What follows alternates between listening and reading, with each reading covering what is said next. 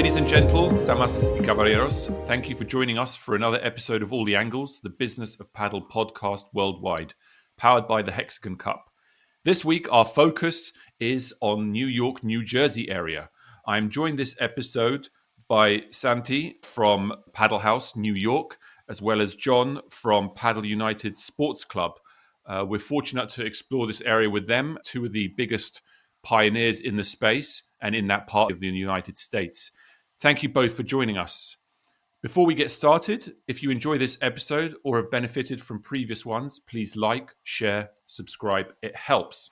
So, without further ado, let's get started. So, I want to start by just looking at your career backgrounds and what you did before you decided to launch these padel clubs, these padel brands. Let's start with you, Santi. What was the highlight in your career and how do you think that prepared you to launch a padel business and a padel brand? Yeah, my background is before opening Padel Haus, I was in the hospitality business. I built and created multiple brands starting in New York in the restaurant business. One of them Cosme, another one Atla. And I've always been drawn to building brands and experiences. So I think my background in hospitality and entrepreneurship gave me some insight and confidence to bring Padel to New York. And what about you, John, from your side? What prepared you for launching this endeavor? The exact same thing, which I can't believe. My career started off in real estate, specifically within retail and retail development.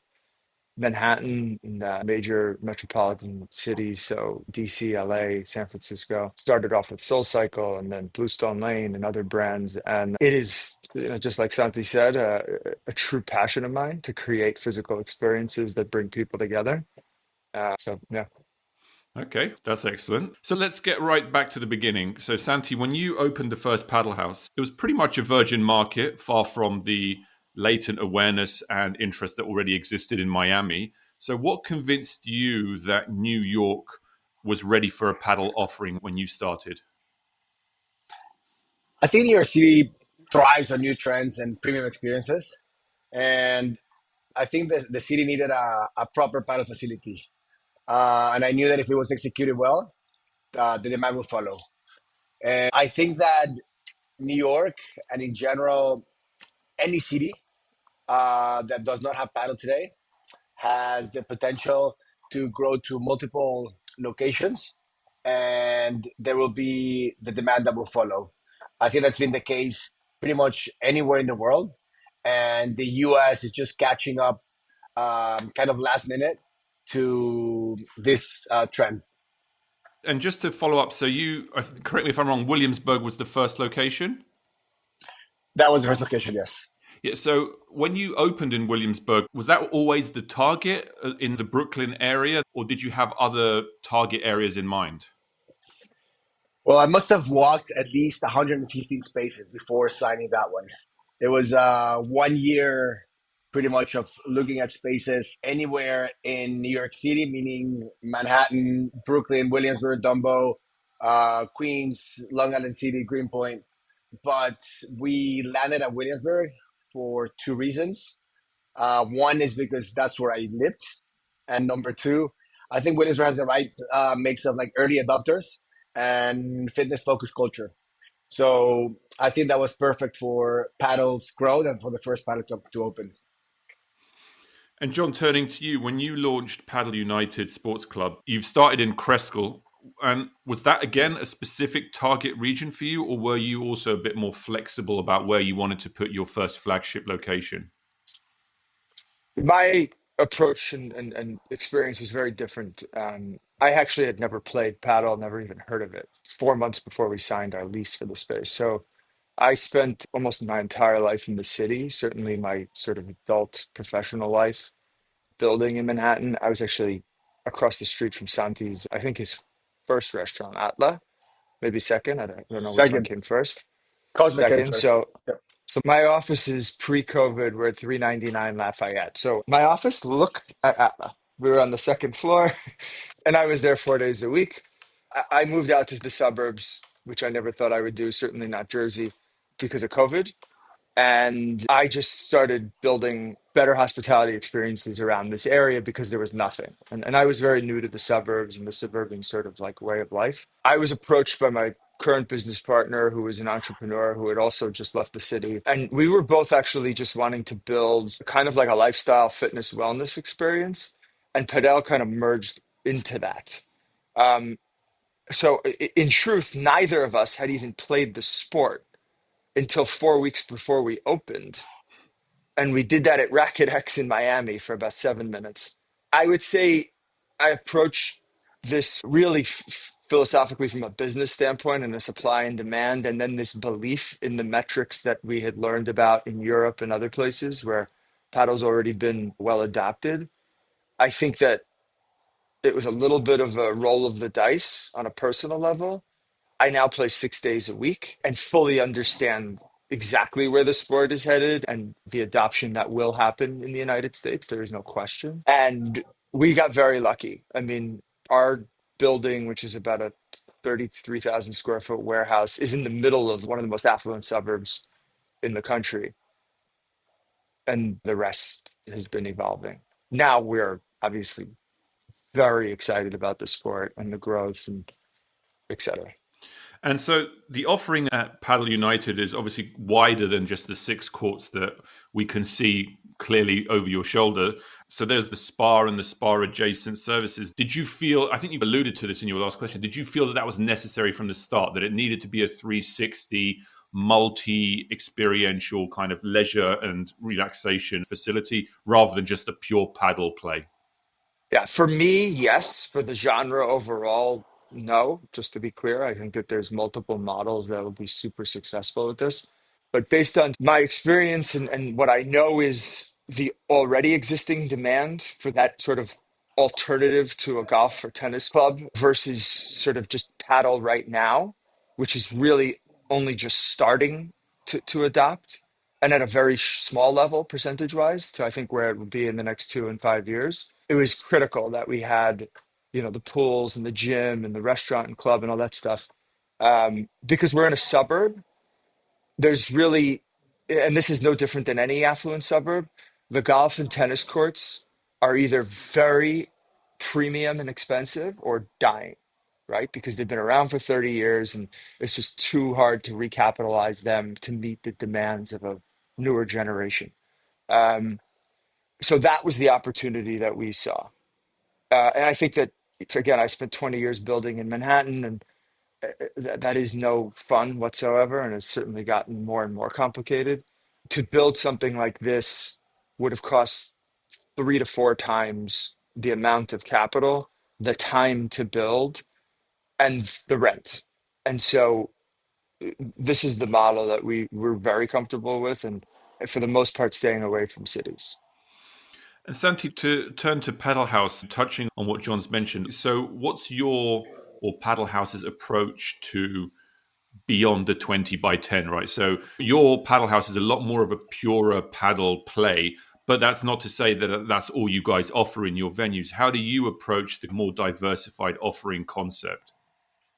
I think that just like John said, there's costs associated with New York City that make you realize that you need to have ancillary services. And just beyond the courts, I think Palace integrates premium hospitality. It has a retail component with Juice House, which is our food and beverage solution. We have a pro shop on site. We have community driven events. And also, we launched what didn't exist in the paddle world, which were memberships, just to help with revenue. So today, the 20 by 10 generates only about 65% of our revenues. The rest is shoulder services. Mm-hmm. And Santi, can you touch a little bit about Domino Park? So Domino Park is very close to an existing indoor venue that you have. It's pretty much like a stone's throw away, but it's outdoors. It's got an iconic location with iconic views. Can you talk a little bit about why you felt that that was such an interesting opportunity for the brand and such a powerful, I guess, exposure for the brand? Yeah, I think Domino Park, first of all, it elevates the brand and it creates a setting that probably has never seen before. No, you see the skyline of Manhattan there, beautiful sunsets, elevated platform on in Domino Park, and it just happened to be, as you say, right across the street from our Williamsburg location. So when we first opened it, the first season was this would be the third summer, 3 summers ago. It was all about visibility and exposure. There was a lot of people that did not know paddle that just passed by, saw it, and walked in and wanted to give it a try. So it's the top of the funnel for you guys, I guess. Yes, however, over time we've realized that to operate indoor facilities gives you certainty on programming, on revenues, and a few other stuff. So all of our future locations, besides Domino Park, all of our current and future locations are going to be indoor. Okay. And let's talk about pricing a bit, because I think pricing is a hot topic in the US paddle scene.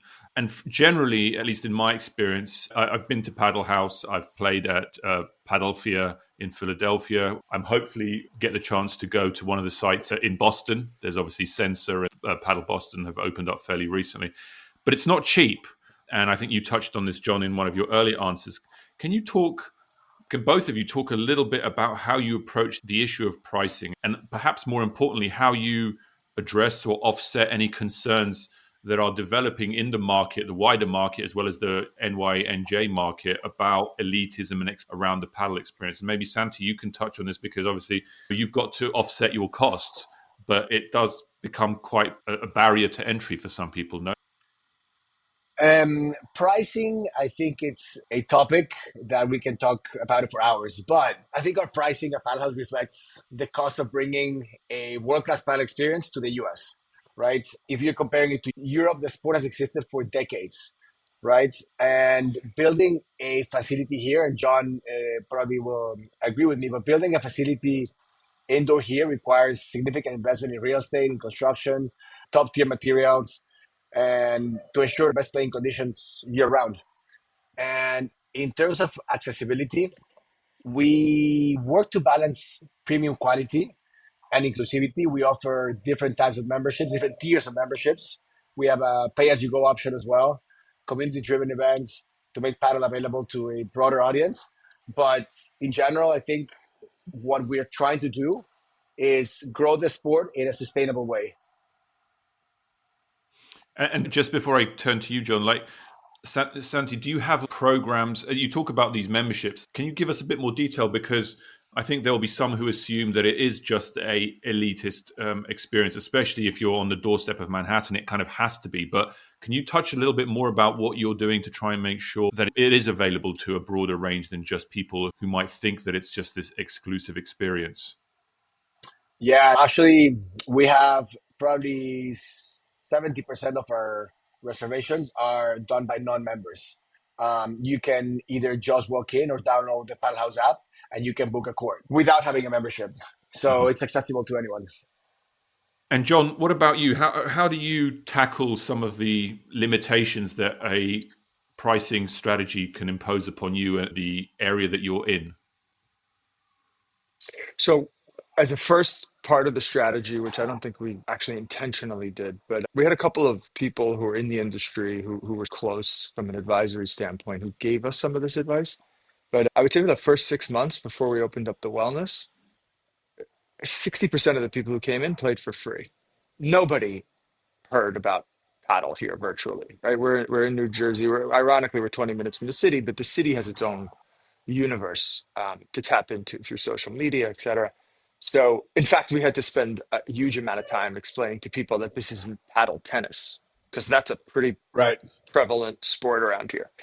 Um, so, we have a very different cost basis. So, we were able to do that, and we did do that. And I would imagine that we will do that going forward as a strategy, where we'll release the courts first, um, allow people to play. I think that what I've seen, and this is my office, so I just every minute of every day I watch the consumer experience. Um, if somebody plays twice, they're hooked. About a 90 something percent chance. So I think it's important for us, at least, to allow as little friction as possible as it relates to the courts and that first time play. From there, we have I would say we have a relatively lower base in terms of our pricing. And we definitely have a relatively lower cost structure than I'm sure what Santi has in the city. You could talk about this in two contexts, right? The individual boxes, right? Padel Haus, Padel United, Reserve, etc. Um, and then you could talk about the sport overall.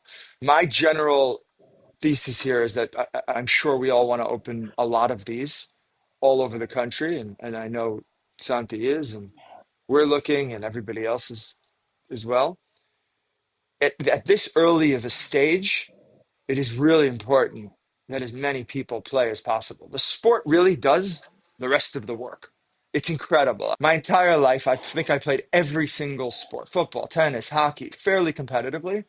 There is no sport that I have found that is more addictive than this.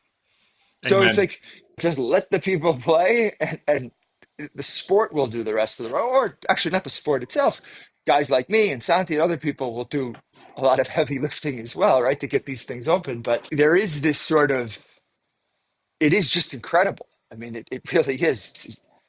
So there has to be, and there is already, I've gotten to spend a lot of time with the people who are helping drive this, a sense of sort of camaraderie and collaborativeness. And we're all sort of experiencing at different levels this for the first time because the country is for the first time.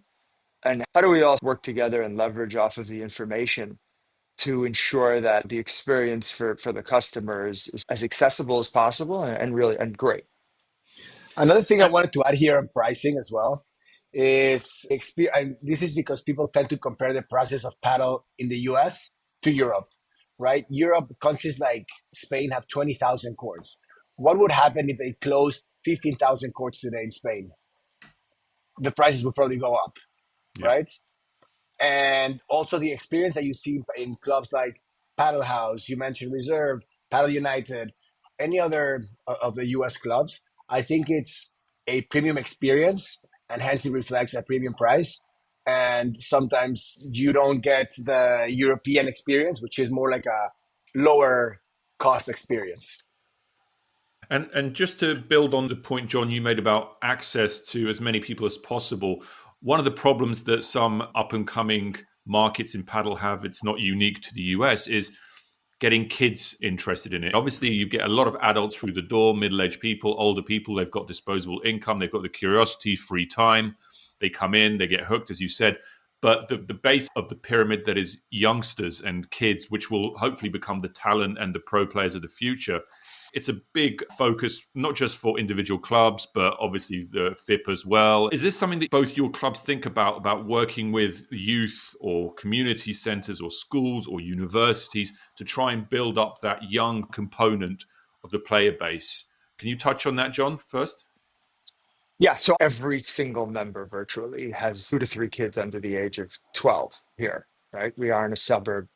I would say 70% of our market within a 6 mile radius had moved from Manhattan in the last, 5 to 7 years.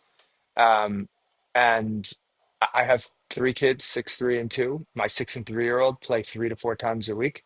It's the same thing, right? It's an incredible sport for kids. And so I think at this point now, almost 80% of our memberships, we have a family and individual membership. So our family memberships, and we've increased our kids clinics by almost 70% in the last 2 months. And again, so I'm like the focus group, right? I'm just watching my kids, especially when you think about other sports that might be a little more violent and all this stuff around head trauma. It's a perfect layup. And it's not because like I'm so smart. It's the sport. Santi, do you have that kind of arm in your strategy with regards to kids and youth? In terms of strategy, yes, I think we're starting partnerships with local schools and organizations to introduce paddle to kids. We've partnered up with a few universities here in New York City, NYU. We have a group from Columbia. But in general, just like John mentioned, kids move out of the city, or parents move out of the city to have kids. So because of that, we don't have that many kids playing today at the New York City locations. But going forward, and when we go to other cities and our clubs are located more closer to where families are, definitely, I think it's the future of the sport. And once the sport can make its way to universities, I think when that's when the whole game is going to change. Yeah. and a new Agree. generation of players are going to start playing. Yeah. And on that point, we're actually launching because we're surrounded by a couple of pretty high profile tennis universities here. So we're launching in the next month a college membership, which will be heavily reduced during all, and accessible for off hours, which is ironically when the college kids are around. So I agree. Once this gets into colleges and that age range, there will be this tipping point, I think. This is a problem nationwide in general. A lot of kids, a lot of teenagers are not playing paddle because it's not a sport that will get them a scholarship to go through college. So they're choosing tennis or probably soon pickleball. But once that changes and the sport can get kids into college, and there's a few groups already putting things in motion, I think that's going to be a tipping point. I 100% agree with both of you. I had a conversation with Ryan Redondo from Tactica about this because my brother was a tennis student athlete at the University of Virginia from the UK. And it was for him pivotal to his whole career, to his ability to do a qualification at the same time as pursuing and actually progressing his tennis career. I think he believed at the time that he would step backwards in his tennis abilities by going to a college for 3 or 4 years, but it actually did the opposite. It completely supercharged his confidence and his abilities. And he went on to have a pro career for almost 20 years. So I think it's not even just a game changer for America, right? Because I agree with you that American parents will take paddle seriously in a way that they don't now if they know that it might be able to get their son or daughter through college or potentially on a scholarship. But actually international as well. I mean, Virginia had Indian kids coming playing tennis. You have Bulgarians coming playing volleyball on the college program. So if you had a paddle program that was also available like the existing scholarships to international talent, that might be a game changer for a lot of international parents as well, from India, China, other parts of the world who would go, well, I want my son to go through university or my daughter to go through university in the US. Now paddle can help them. At the moment, that doesn't exist. But I think, as you said, people in America probably have a sense that this would be a game changer. And that's why there's people working on it, as you mentioned. But I think internationally as well, if the international ecosystem of paddle comes to realize what a pivotal thing this can be for parents investing in their kids and choosing their kids' future sports, yeah, game changer The, is an understatement.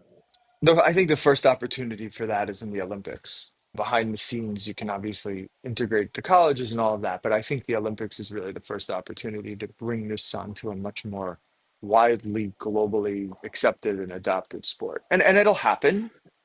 It's just a question of when. Yeah.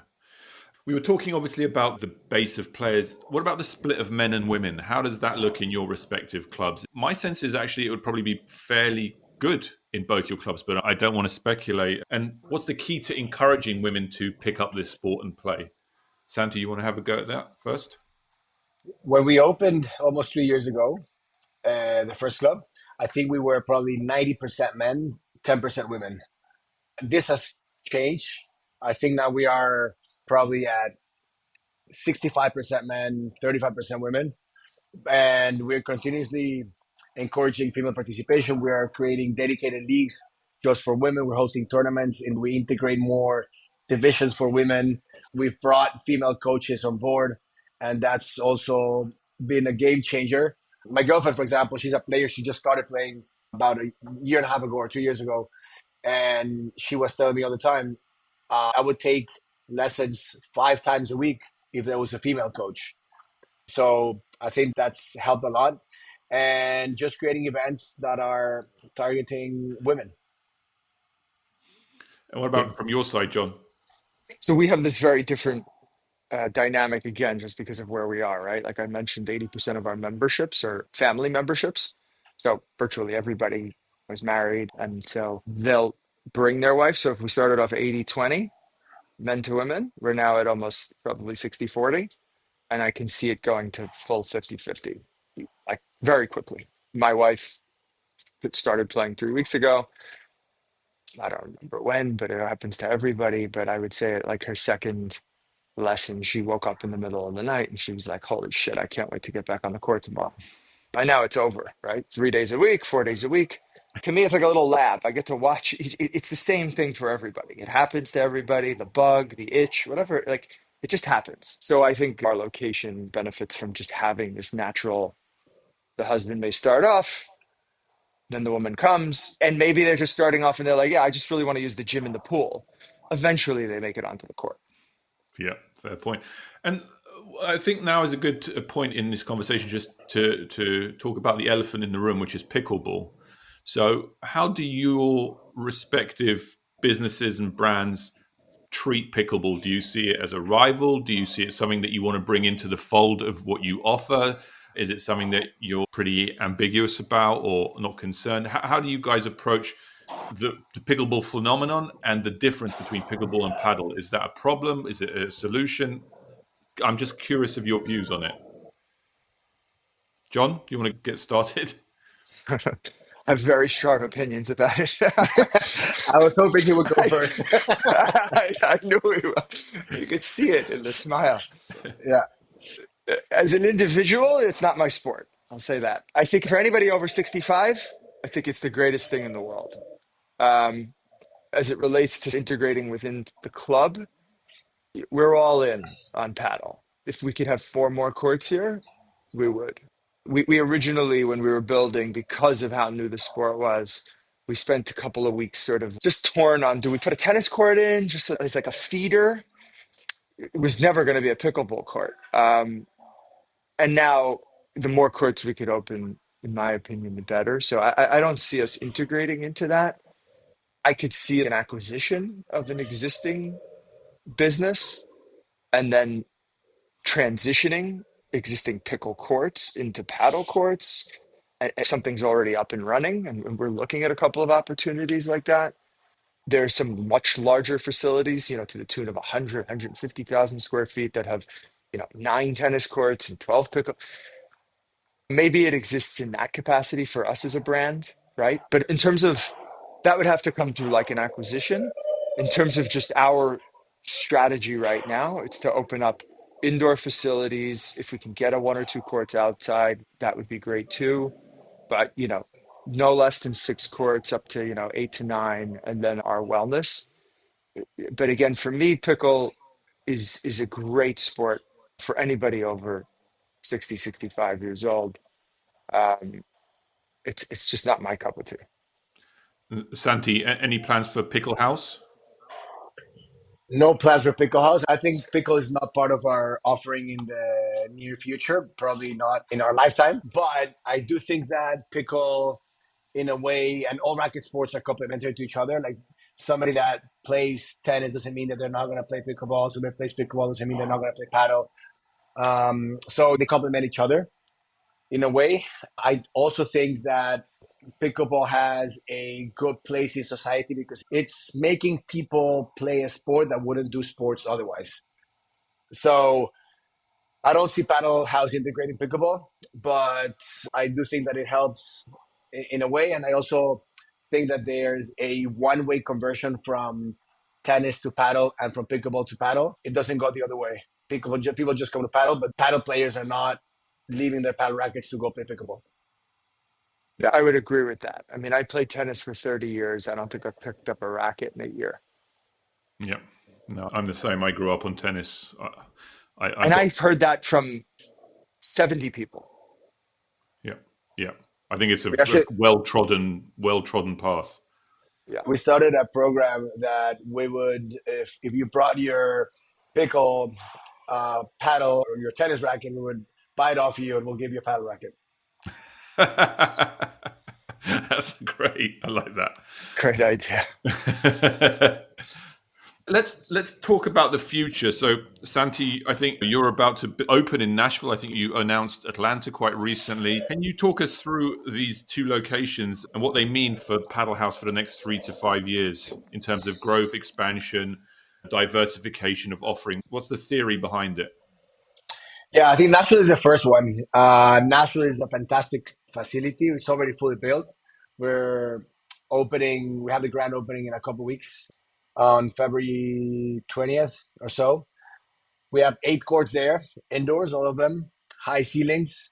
We announced just this week the start of the construction of the Atlanta location. We have 6 indoor courts there. We have a Denver facility as well that is under construction. Also 6 courts indoor, downtown Denver. And those are our 2025 projects. Well, we have one more project here in New York in Greenpoint, which is a ground up building exactly in McCarran Park that is going to be ready by this summer as well. And so are all the experiences going to be very similar to the existing Padel Haus experiences, or is there going to be any variety or nuance in what you offer in different markets? Pretty similar. We have a few additional things in the Nashville location. This is a 40,000 square foot warehouse. And we have a golf sim. We're going to launch a kids room as well in the Nashville location. And something that I believe John has, we're going to have a robotic massage table. The Ascape? Correct. How is it It's good. working for you guys? It's great. It's good. I'm very intrigued about that. I saw that on the website a few weeks back and I was like, do I trust a robot to massage me? Yeah, we're launching that in Nashville as an experiment, but I really like the product. Yeah, me too. And John, can you touch a little bit about what's the future for Padel United? I'm going to bet that this is not your only one location that you're sitting in now, at least for the medium and long term. So what's the future for the brand and locations and geographies and offerings? We're going to be very, I would say, patient, and we're going to be very opportunistic.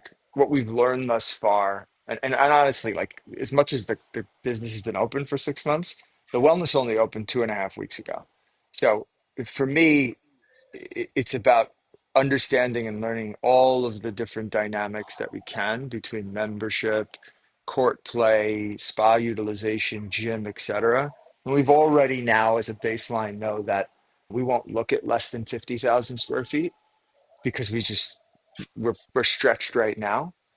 We have a couple of sites that we're looking at in Westchester, Long Island. My background is in real estate, so working with developers on larger projects around master planning in affluent suburban areas is really what our focus is. But we're going to be opportunistic. It's just that out of everything I've built in my career, this is an engineering project. I mean, the utility rooms that exist to power a 20-person cold plunge and a 45-person sauna and salt scrubbing and mineral release into these it's just wild. And again, I want to just lean in as heavily as possible into, the wellness, regenerative, longevity field, right? Paddle is paddle. The courts are the courts. And as many as we can get, we'll put in. But we have this sort of model that we're looking at that combines these two things, and both are equally as important. One will continue to evolve. So we brought in the Ascape, we have the Immortal Chamber, we're now looking at hyperbaric chambers. That's a very important part of this business for us. We're integrating, we'll announce in a couple of weeks with a huge medical company that'll have a facility in here. So those are the pieces that we need to be really sharp around, that have all kinds of infrastructure and engineering things that have to be done really, really carefully. So, yeah, certainly we're going to grow and we're going to open up locations, but I'm not one of these guys sitting here telling you that, yeah, we're going to have 10 in the next 12 months. So that's not the case. This is the long game. Also, in our case, Alex, this has been in the works for 4.5 years. Like, we are 3 years old. Padel Haus is 3 years old, but all of these locations have been in the works for years. I think it's a game of patience, and real estate in the U.S. plays a key role on growth. And there aren't many real estate locations or warehouses in the US that could fit a concept like either John's or mine. And one thing I wanted to ask, Santi, you might be better versed to answer this than John, but obviously, John, you may have a view as well. So in Europe, you have this Padel y Cañas kind of community atmosphere, that it's not paddle unless you have a beer afterwards. And a lot of people that really resonate with paddle, especially in Europe, is the social, the music over the speakers, the drinks, the cocktails, the beers. Is that as important a component of the offering in the US as it is in Europe, or does the US have its own spin on that? I think it's equally important creating a atmosphere around the courts. So everything off court is as important as what happens in the court. At our when we design our clubs, we put a lot of attention into the social lounges that we create around the club, and definitely it plays a key part of it. We have liquor license in all of our locations as well. We have a soft liquor license in New York. We have a full liquor license in Nashville, for example. And everything that happens off court is as important. And what about you, John? Obviously, you've got this wellness 360 body attentive feel to your club, but is that mutually exclusive, or does that work well with a kind of a laid back, switch off, let your hair down, relax vibe that Padel seems to have in Europe?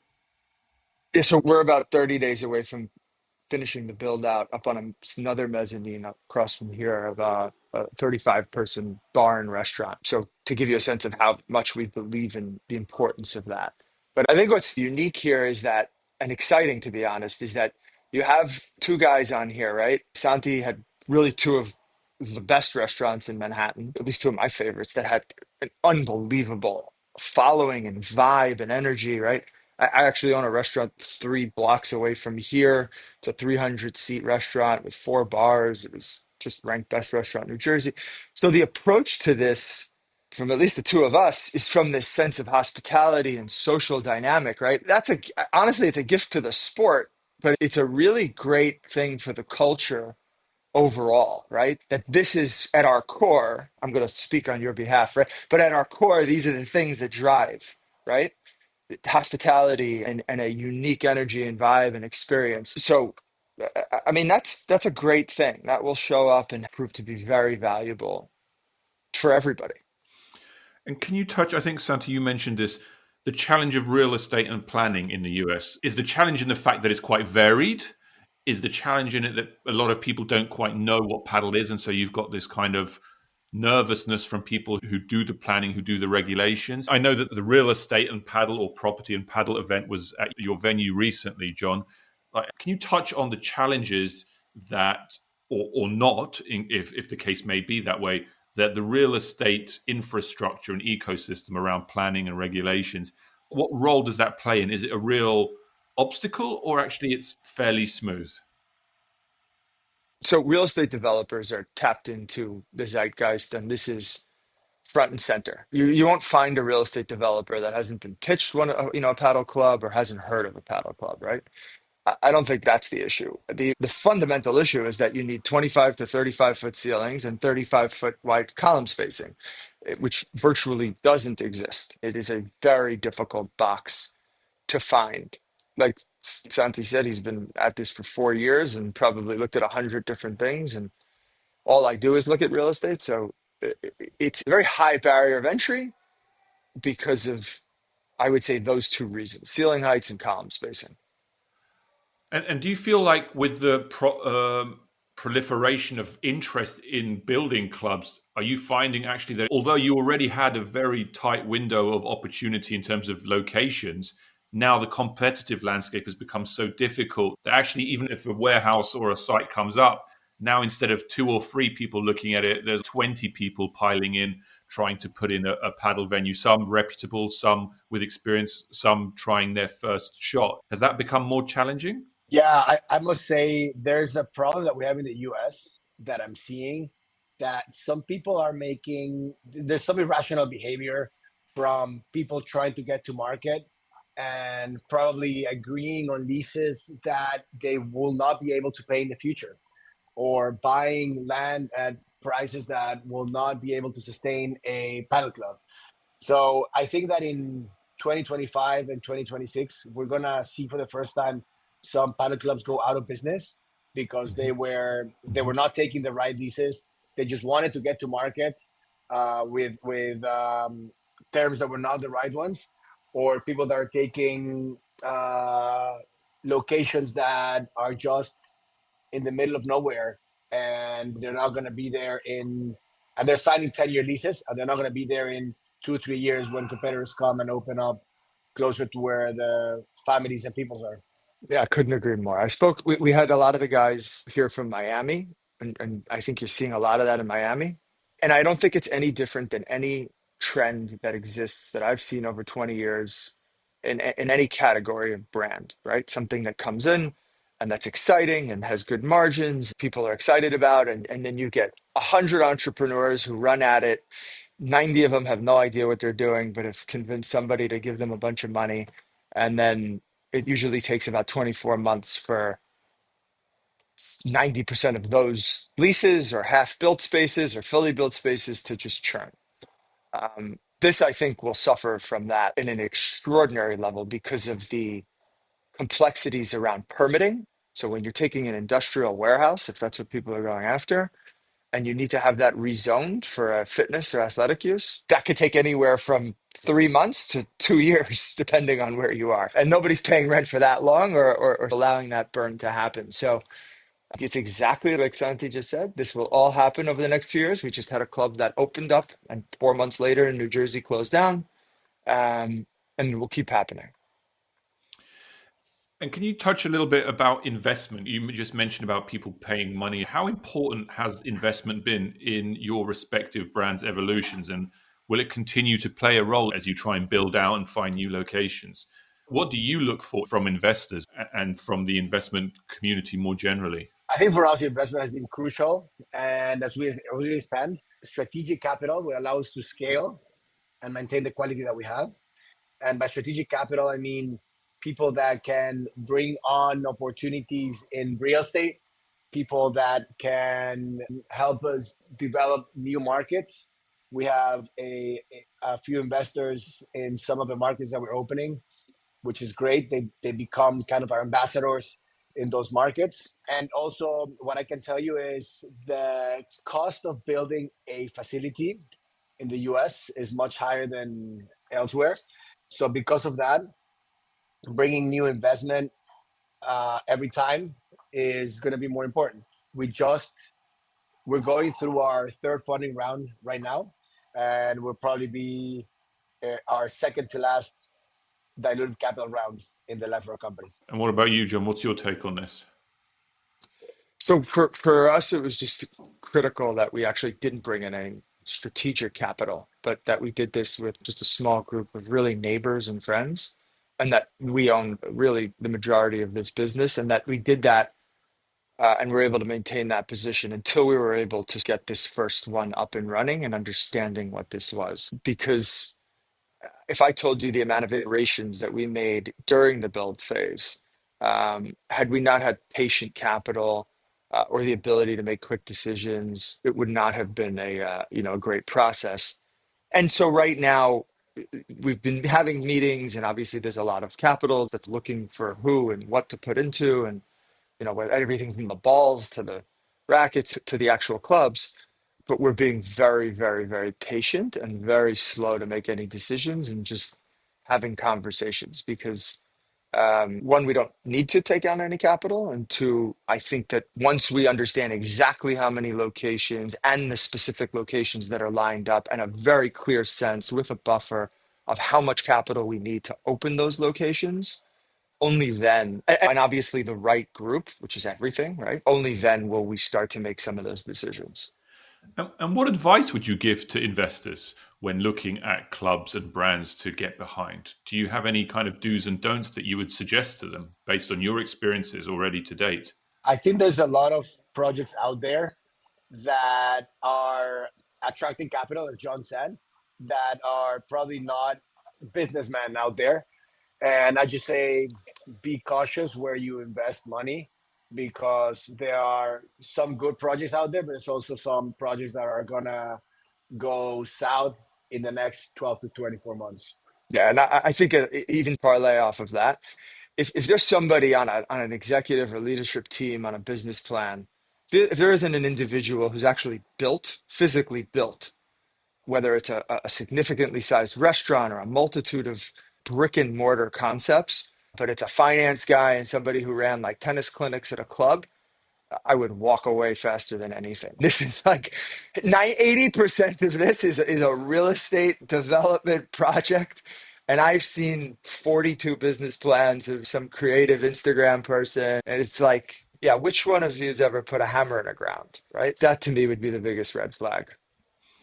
Well, we're drawing towards the end of this episode. I just wanted to get your thoughts on the US scene generally. What do you see in the future for the US markets, and what do you think are the most important opportunities and roadblocks that need to be tackled or addressed for the US market to really reach its full potential?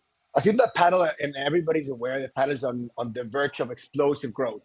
But what's the only thing that's missing is infrastructure and awareness. I think the infrastructure is yet to catch up with the hype, at least in the US, and awareness as well. It's a very big country. There's 300 million people here. And if outside of Miami, New York, and the big cities, there's a lot of people that do not know what the sport is. So I think that creating awareness and building top tier facilities is something that we should be seeing in the next few months. John? Yeah, for me, I think guys like us are going to continue to build facilities, and that's going to be important. I think relative to the scale and the opportunity, it's going to be pretty small in comparison to what the demand could be. It's much easier to open up a pickleball club or outdoor pickle facility than it is a paddle court. But that is what it is. I see things like the opportunity around media and marketing. I think that what the Reserve Cup has done is crucial for the sport. I think that some of the events that you've done in Brooklyn and the potential for that with larger sponsorship is a very important thing. I think there's been a lot of volatility around some of the initial infrastructure that was put into place and some of the leagues and other things. As that stuff starts to become a little more sturdy, I think it will help benefit the sport overall. But somebody's really got to take the reins and start to do what really, honestly, guys like Wayne Boych and Reserve Cup and others are doing, and what Santi's done. He's really like a first mover here. And do you think you touch on the Reserve Cup, things like the Pro Paddle League, the fact that Premier Paddle is coming to Miami in the next couple of months? Do you think these are all things that really move the needle for people who already play paddle in the US, as well as people who haven't heard about it? Do you think it really is a key piece of the marketing mix from your points of view? It is, and then you don't have any courts to go follow up on, right? Relatively speaking. So that may generate a huge amount of attention online and on socials, but then where do you go play? And I think that relative to what the exposure might create in terms of a demand, there aren't really that many places to play right now. Yeah, if you think, Alex, these are part of the two things that I said: awareness, which comes by doing things like the Reserve Cup, the PPL, Premier Paddle, brands coming and sponsoring those events, and then infrastructure, which is a part of building facilities like we are. They have to go hand in hand, I guess, is what you're saying, right? Because otherwise the supply and demand goes off balance. And my final question before we wrap up, this goes to a lot of people in a lot of markets. How can externals, i.e. non-Americans, how can externals help your projects or the US ecosystem more generally? What's the call to action for those listeners? We have a ton of support and guidance and information from a lot of different groups out of Europe, specifically in Spain, who've been watching this or a part of this in some capacity for the last 10 to 20 years. And they are heavily invested, in the success of paddle in America. And so I think that they are actively looking to align and then support the growth of individuals like us, right, who want to go out and expand. So from my standpoint, I see a lot of support from groups out of Europe and Spain. I think that externals, meaning anyone in the ecosystem in the US, can put this little grain of salt from building awareness, from getting brands where they work at to do events at our clubs, to being part of the sponsoring one of the pro leagues or the cups. I think that's what's creating the ecosystem grow, and the players themselves, I think, are can help grow, make it grow faster. I think that pretty much wraps up our episode. I mean, we've covered so many topics. Thank you so much. Again, please like, share, and subscribe if the content was thought-provoking. Please comment on LinkedIn or Twitter if you have any recommendations around our format, topics we should devote an episode to, questions we should ask, speakers we need to bring on. We want you, all those driving the next phase of this industry's future, to tell us what you want to hear about and who from. Thank you, Santi and John, for joining us today. We will keep doing our best to cover all the angles of the business around padel, episode after episode. Until the next one.